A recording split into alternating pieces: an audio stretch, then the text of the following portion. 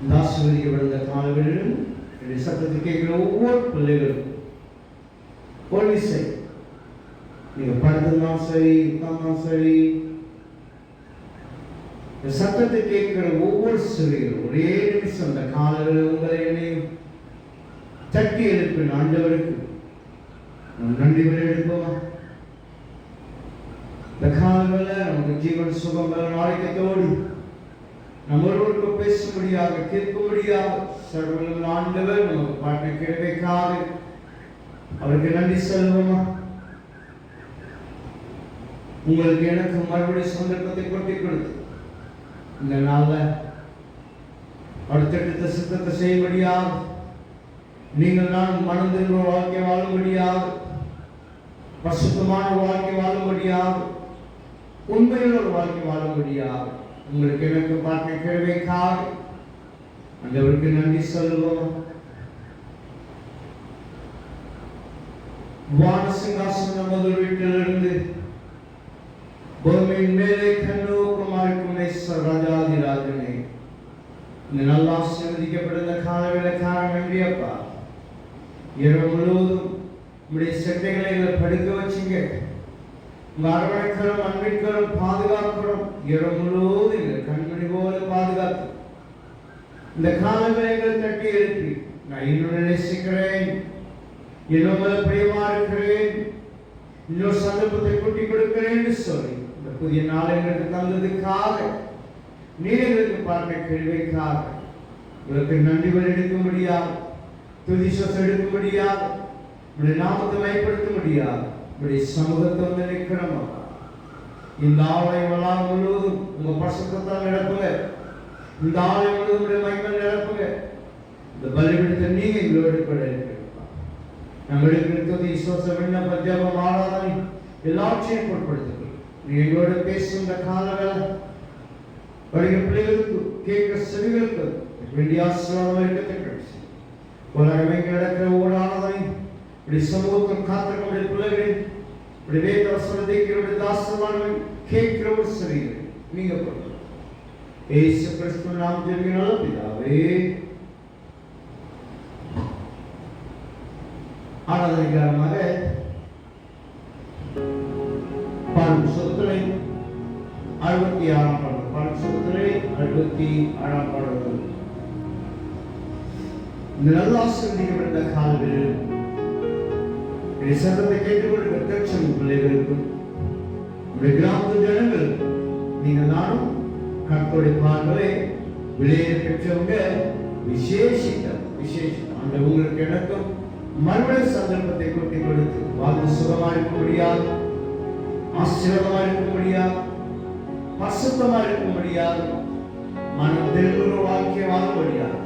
நம்முடைய வாழ்க்கையில மாற்றங்களை கொண்டு வருகிற சந்தர்ப்பத்தால் உங்களுக்கு கொடுத்ததுக்காக தாசதிகள் இந்த காலவேளை உங்கள் யாவரையும் சகல ஆண்டவரை இயேசு கிறிஸ்து நாமத்தாலே உங்கள் யாவரையும் வாழ்த்துகிறேன், உங்களை ஆசீர்வதிக்கிறேன். சகல ஆண்டவர் உங்களுடைய இருப்பாராக. அதிகாலை தேடுவது வந்து அது ஒரு விசேஷித்த ஒரு அனுபவம். காலையே தேடும்போது சமத்தை காத்திருக்கும் போது ஆயத்தமா இருக்கும் போது நம்முடைய வாழ்க்கையில் ஒரு உற்சாகத்தை ஒரு மாற்றங்களையும் தேவன் கொடுக்கிறவராக இருக்கிறார். அப்படின்னா நம்மளை ஆசீர்வதிக்கிறவர் நம்ம ஆராதிக்கும் போதெல்லாம் நம்ம வாசம் பண்ணுகிறார். அல்லேலூயா. மறந்துடக்கூடாது. எப்பெல்லாம் ஆலயத்துக்கு வரணும், நம்ம ஆசீர்வதிக்க முடியாத ஆண்டவர் நம்ம வாசம் பண்ணுகிறவராக இருக்கிறார். இந்த காலவேளை வந்திருக்க நீங்க யாரும் சும்மா போகல.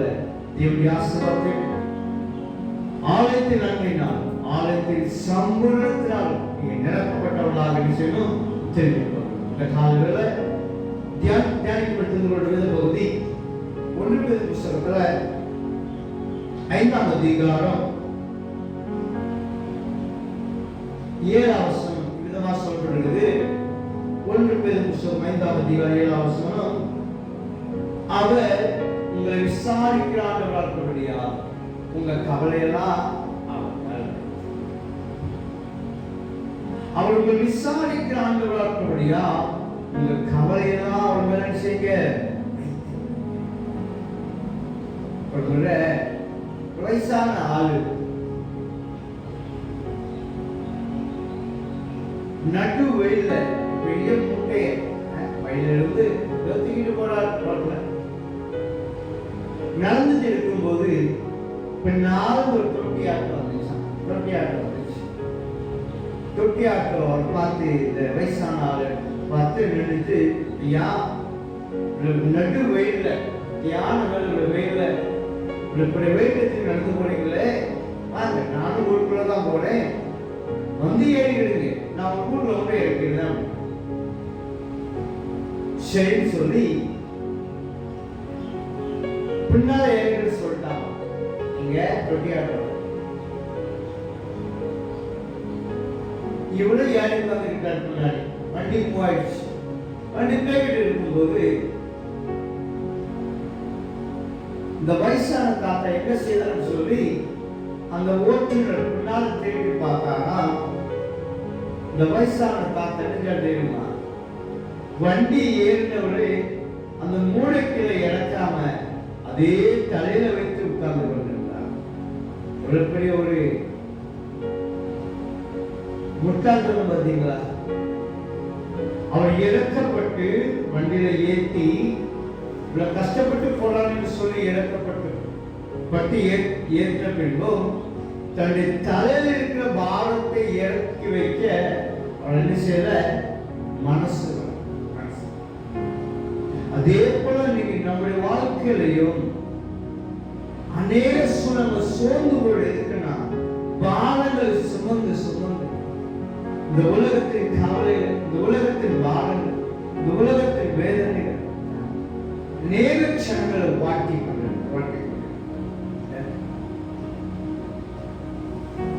நீங்க உலகத்தின் பாரங்களை சுமந்து நம்ம சோர்ந்து கவலைப்பட்டு கொண்டு இருக்கிறோம்.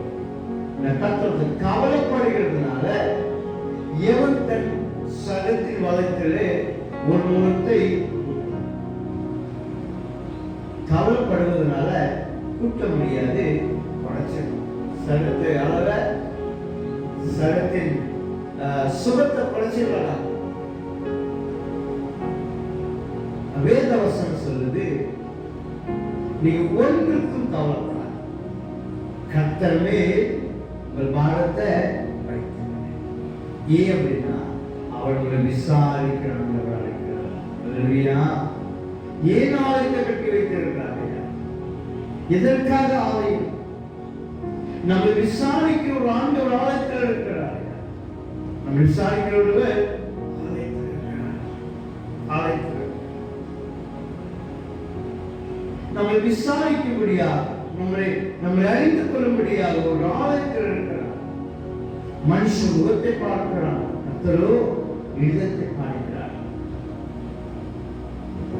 அப்ப செய்ய வேண்டிய காரியம் என்னன்னா, கர்த்தர் மேலும் பாரத்தை வைக்க.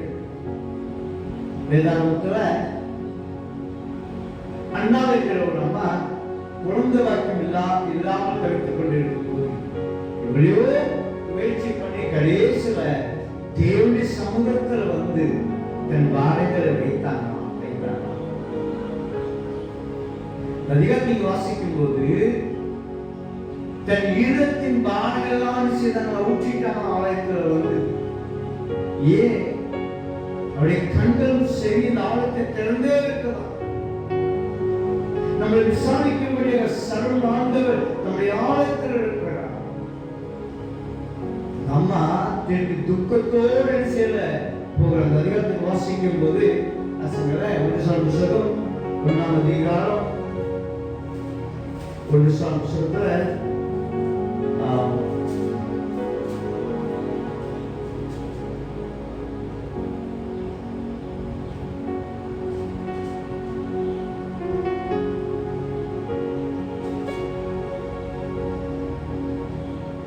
வாசிக்கும் போது அந்த 18 வசனம் சொல்றாங்க, அப்போது அவர் உங்களுடைய அடியால் உங்களுடைய கண்ணு தயவு கிடைக்க கடவுள் என்றான். பின்பு அந்த ஸ்திரீ புறப்பட்டு போய் போஜனம் செய்தார். அப்போது அவள் துக்கமா இருக்கவில்லை. கர்த்தருடைய ஆலயத்தில் வந்து தன் பாரங்கள் கவலை துக்கங்களை வைத்துவிட்டு அவர் திருப்பி கொண்டு போகல. துக்கமா இருந்தது. ஆழம் என்கிறது நம்ம விசாரிக்க ஒரு இடம், நம்ம வாழ்க்கையை மாற்றிக்கொள்கிற ஒரு இடம், நம்முடைய சூழலை மாற்றிக்கொள்கிற இடம். அதிகாலையில் தேடும்போது அவரை கண்டு கொள்வார்கள். வாக்கு கொடுத்த அந்த வாக்கு மாறாதான். அதிகாலத்தில் வாழ்க்கையில் மாற்றங்கள் காணப்படுவீங்க.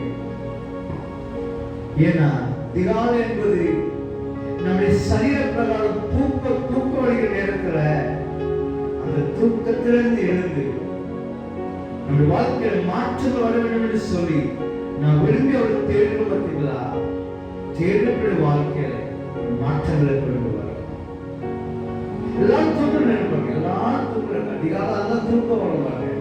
அந்த தூக்கத்தில் என் வாழ்க்கையை மாற முடியாது, என் பிள்ளைய வாழ்க்கையை மாறணும், என் குடும்ப சூழல் மாற வேண்டும், நான் ஆண்டவருக்கு உன்னோட உத்தரத்தோடு இருக்கணும், நான் பசுத்தமாக இருக்க வேண்டும் என்று சொல்லி விரும்புகிறவர்கள் தன் சர்வத்தில் இருக்கிற அந்த தூக்கம் கொண்டிருக்கிற நேரத்துல தூக்கத்தை விழுந்து சமூகத்துக்கு காத்திருக்கும் போது உங்கள் வெறுமையான போவதில்லையா சொல்றாரு. அவர்கள் விசாரிக்காமல் இருக்க முடியாது. உங்க கவலையெல்லாம்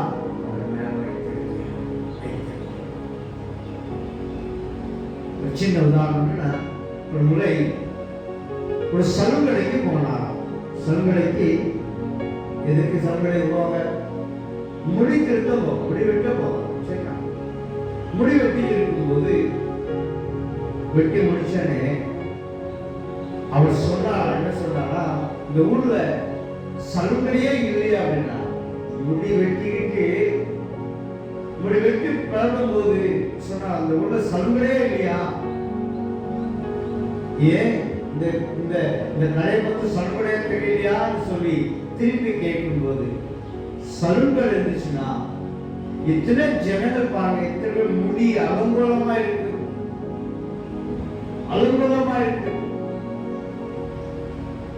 ஒரு பார்க்க அலுவலப்பா இருக்கு. அவர் சொன்னாரா, ஜனங்கள் சலூனுக்கு வந்தாதான் அந்த முடிய ஒரு வாழ்க்கையை மாற்ற முடியும், அந்த சலத்தின் அழகு மாற்ற முடியும். எங்க சலூன் போலதான் நீங்க மனுஷன் எங்கேயோ எங்க விடுதலை கிடைக்கும், எங்கே வாழ்க்கையை மாறணும், எங்கே வாழ்க்கையை மாற்றப்படும் சொல்லி அலைந்து கொண்டிருக்கிறார். அப்படியே சொல்லுது, கர்த்தர் தம்முடைய ஆலயத்தில் இருக்கிறார், கர்த்தர் தம்முடைய ஆலயத்தில் இருக்கிறார். இதுக்கு நம்மளை விசாரிக்க முடியாது. பாரதத்தை விசுவாமியா இருப்பார். மத்திய சுவிசேஷம் படிங்க, அதிகாரம் எடுத்துட்டா சொல்லணும், வருத்தப்பட்டு வார சுமக்கிறவர்களே நீங்க எல்லாரும் இடத்தில் வாங்க, நான் உங்களுக்கு கால வேலை ஒரு சமூகத்தில் வருகிற வாழ்க்கையில மாற்றங்கள் தான். உங்க சூழ்நிலை மாறும், உங்க கவலை மாறும், பாடங்கள் மாறும். அதிகாலை தேடி பாருங்க, வாழ்க்கையில் மாற்றங்கள் தான். பிலிப்பியர் 24ஆம் அதிகாரம் 6ஆம் வசனம் சொல்லி பாருங்க. பிலிப்பியர் 24ஆம் அதிகாரம் 6ஆம் வசனம், பிலிப்பியர் 24ஆம் அதிகாரம் 6ஆம் வசனம், நீங்கள் ஒன்றுக்கும் கவலைப்படாமல் எல்லாவற்றையும் பிடித்து உங்கள் விண்ணப்பங்களை சோகத்தோடு கூடிய ஜெபத்தினால் வேண்டுதல் தேவனுக்கு, நீங்க ஒன்றுக்கு எதற்கு கவலைப்படாதீங்க. உங்களை விசாரிக்கிறவர்கள் இருக்கிறார், உங்க தேவையை சந்திக்கிறவர்கள் இருக்கிறார், உங்க எதிர்பார்ப்பு நிறைவேற்றுகிறவர்கள் இருக்கிறார். சமூகத்திலிருந்து பாருங்க, அதிகாலை தேடி பாருங்க. உங்களுடைய வாழ்க்கையை மாற்றம், உங்க குடும்ப வாழ்க்கையை மாற்றம், தனிப்பட்ட ஒரு வாழ்க்கை மாற்றம். சமூகத்துக்கு போகும்போது உங்க முகம் பிராசம் அடையும், முகம் ஒரு நாள் விட்டு போகாது. என உங்களை விசாரிக்கிறவர் அவர் கண்கள் மூடி ஒரு விஷயம் கருத்துல எப்படி போகலாம், இந்த நாட்கள் பரிசிக்க போகும். மனுஷ முகத்தை பார்ப்பார், தேவன் இடத்தை பார்க்கிறார்கள். ஒவ்வொருவருக்கும் ஒரு வாஞ்சி, விருப்பம், பாரம், கவலை. இந்த நான் என்ன செய்ய போகிறேன்? என் தேவை எப்படி சந்திக்க போகிறேன்? என் வாஞ்சி எப்படி நிறைவேற்ற போகிறேன்? இவ்வளவு பிரச்சனை இருக்கிறது, எப்படி சமாளிக்க போறேன்? நம்மளை விசாரிக்கிறவர் இருக்கிறார். நம்மளை விசாரிக்கிறவர், நம்மளை பாடுகிற உடலை வைக்கும் போது நம்முடைய வாழ்வில் சுமக்கிறாண்டவர். காலத்தை சமுதாயம் அர்ப்பணிப்போமா? துதிகள் மத்தியில் வாசமாயிருக்க எங்கள் பரிசுத்தத்தை தருவோம். கால வேலைக்காக நன்றி அப்பா. எங்கள் விசாரிக்கிறவர்களோடு தாழ்ந்து இருக்கீங்கப்பா. அந்த பிள்ளைகள் கேட்ட சிறு வாழ்க்கையில் மாற்றங்கள் காணப்படும். கர்த்தர் மேல் பாரத்தை வைத்து அவர்களை ஆதரிப்பார். நீதிமான் ஒருபோதும் தள்ளாட காலவேளை தாகத்தோடு இயக்கத்தோடு எதிர்பார்ப்போடு அப்பாய சத்தத்தை கேட்கும் ஒவ்வொரு வாழ்க்கையில் மாற்றங்கள் உண்டாகட்டும். நம்முடைய சமூகத்திலிருந்து நாட்கள் பிரவேசிக்கப்படும். இந்த நாள்ல இந்த துச்சம் பிள்ளைகள் கிராமத்து ஜனங்களை கண்டார். எங்களை அன்பு வைத்து எங்களை நேசித்தப்பா. இந்த புதிய நாளைகள் தந்ததுக்காக நன்றியப்பா. எங்கள் குறைகள் குற்றங்கள் பாவம் ஆற்று மன்னித்து எங்கள் பாவம் சமர்ப்பணம் பாராதுபடி மறுபடி சந்தர்ப்பத்தை கொண்டிருந்தது போல நாங்கள் ஒருவருக்கு ஒருவர் பகை கொடாமல் கொடுமை குரோதம் விரோதம் காணப்படாமல் நாங்கள் ஒருவருக்கு ஒரு அன்பின் மயக்கத்து சமாத்திர ஒற்றுமை காணப்பட உங்கள் அன்பை மேல ஊற்றினார். உலகோடு விசுமத்து வாழாமல் உங்கள் பிடித்தெடுத்த ஆண்டுகள் சாட்சியம் மண்டலத்தை இந்த நாளில் எங்கள் தோற்ற பிள்ளைகள் கிராமத்து ஜனங்களை அர்ப்பணிக்கிறப்பா. நாங்கள் செய்கிற வேலைகள் முயற்சிகள் பிரயாசம் பிரயாணத்தை எல்லாத்துக்கும் கூட அப்பா சுருவெடுத்து வெறுத்து பிள்ளைக்காட்சி வைக்கிறப்பா. தகப்பனே நன்றி சப்பாமல் நீர் நொடுக்கப்பட்டே நாங்கள் சுகமான கல்வாரி சிறுவ ரத்தத்தை சிந்தினிக்கப்பா. எங்கள் பாவம் மன்னிக்கப்பட்டதப்பா. எங்கள் நோய்கள் நீங்கிக் கொள்ளுதப்பா. அந்த ரத்தம் சுகவெடுத்து வெள்ளத்திற்கு பிள்ளைகளாக தெரிவிக்கிறாங்க. ஈஸ்வரன் சகல பாவம் நீங்க சுத்திகரிச்சவர்கள் கோபிலிருக்க பலன் சுகம் பாவம் சகலாக சுத்திகரிக்கப்பா. பிரசுத்தப்படும் சுகத்தை வெள்ளத்தை அழைக்கப்பட்டு இந்த நாளில் எங்கள் துருஷம் பிள்ளைகள் கிராமத்து ஜனங்களை நடத்தக்கூடிய நாங்கள் வைத்திருந்த வாகனத்தை ஆசிரியர் நாங்கள் வைத்திருந்த வாகனத்தை பிரசுத்தப்படுத்த சைக்கிள் ஓட்ட பிள்ளைகளை அர்ப்பணிக்கிறேன். பைக் ஓட்ட பிள்ளைகளை அர்ப்பணிக்கிறேன். ஆட்டோ ஓட்ட பிள்ளைகளை அர்ப்பணிக்கிறேன். கார் ஓட்ட பிள்ளைகளை அர்ப்பணிக்கிறேன். டிராக்டர் ஓட்ட பிள்ளைகளை அர்ப்பணிக்கிறேன். பஸ் ஓட்ட பிள்ளைகளை அர்ப்பணிக்கிறேன். வாகனம் ஓட்டுகிற ஒவ்வொரு பிள்ளைகளும் அர்ப்பணிக்கிறேன். எல்லாத்தையும் இன்னைக்கு நாசமோ சாபத்துக்கும் எங்க பிள்ளைகள் இடைக்கு பாதுகாப்பு சமூகம் சொல்லணும். உங்க பிரசனம் இப்படி பாதுகாப்பு பின்னாடி இருக்கணும். நீங்க வண்டி ஓட்டுற ஒவ்வொரு பிள்ளைகளுக்கும் இருக்கு தேவையில் ஒரு வாழ்க்கையோட இயக்கத்தோடு எதிர்பார்ப்பு வாழ்க்கை மாற்றங்கள் உண்டாகட்டும். சமூகத்துக்கு சொல்கிறோம். இப்படியாக தேவை மக்கள் முழுவதும் குழைந்து இரவில் சமூகத்தில் வந்து மக்கள் நன்மை எடுக்கும்படிக்கிறது.